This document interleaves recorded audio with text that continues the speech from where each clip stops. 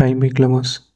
Last Saturday July 20th வந்து பஜாஜ்லேருந்து invite பண்ணியிருந்தாங்க. எதுக்குன்னு பார்த்தீங்கன்னா அவங்களோட நியூ 2 பைக்ஸ் லான்ச் ஆகுதுன்னு கூப்பிட்டுருந்தாங்க.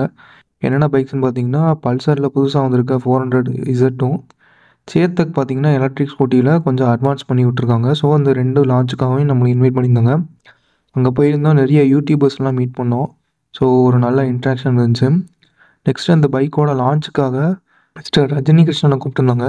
இவர் யாருன்னு பார்த்தீங்கன்னா ஒரு Indian motorcycle racer. International லெவலில் அவர் ரேசிங் பண்ணியிருக்காரு.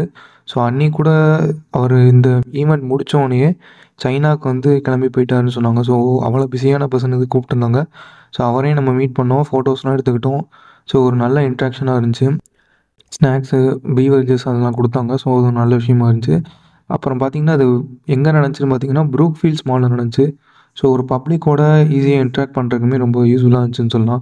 ஸோ அதனால் நிறைய ரீச் அவுட் ஆச்சு. நிறைய பேர் வந்து எங்கள்கிட்டயே கேட்டாங்க, யார் பேசுகிறது, என்ன ப்ராடக்ட் லான்ச்சு என்னங்கிற கேட்டாங்க. ஸோ பப்ளிக் கிட்ட கொண்டு போய் ரீச் பண்ணுறதுக்கு ரொம்ப யூஸ்ஃபுல்லாக இருந்துச்சுன்னு சொல்லலாம் இந்த ஈவெண்ட்டு. ஸோ அந்த ஈவெண்ட்டில் வந்து பல்சர் பைக் பற்றி 2001லேருந்து இப்போ வரைக்கும் எப்படி ரிவால்வேட் ஆகி வந்திருக்கு, ஸோ அதெல்லாம் எக்ஸ்பிளைன் பண்ணாங்க. ஸோ நல்ல விஷயமா இருந்துச்சு. நாங்கள் பைக் அப்புறம் உட்காந்து பார்த்தோம். டெஸ்ட் ட்ரைவ் பண்ண விடல. டெஸ்ட் ட்ரைவ் வந்து இனிமேல் தான் அலோவ் பண்ணுவாங்கன்னு சொன்னாங்க. ஸோ பைக்கோட ஃபியூச்சர்ஸ் அதெல்லாம் ஃபுல்லாக எக்ஸ்பிளைன் பண்ணாங்க. எக்ஸ்-ஷோரூம் ப்ரைஸ் பார்த்தீங்கன்னா உங்களுக்கு 1,85,000 ஸ்டார்ட் ஆகுது. 4 ரைடிங் மோட்ஸ் இருக்குது. மைலேஜ் பார்த்தீங்கன்னா 30 வரைக்கும் வரும்னு சொல்லுவாங்க.